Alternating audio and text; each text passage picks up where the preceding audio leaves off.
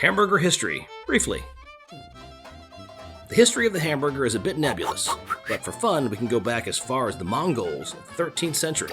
Apparently they used to shove bits of raw mutton under their saddles as they rode, tenderizing their dinner. Soon after, the Russians adopted a minced raw beef, added spices, and eventually the dish made its way all the way to Germany 300 years later, where chopped beef was served cooked or raw. Germans emigrating to the United States in the mid-19th century had to leave out of the port of Hamburg and would sometimes have to wait months for passage. It would have been at this point that they developed the fondness for a local dish called the Hamburg steak, which was chopped, cooked beef served on a plate with potatoes and gravy. Upon arriving in New York City, the Germans found that their familiar food had also made its way to America and was already hugely popular, from high-end restaurants like Delmonico's to food carts all over Lower Manhattan. News of the Hamburg steak spread, and soon it was available all across America.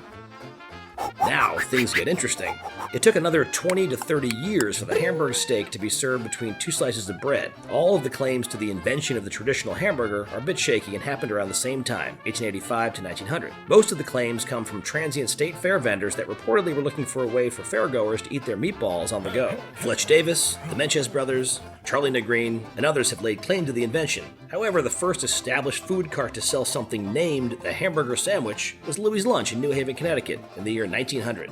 Probably the single most important moment in modern hamburger history was unquestionably the standardization of the hamburger bun by White Castle in 1920. From that point on, a patty between two buns became recognized around the world as a distinctly American dish called the hamburger.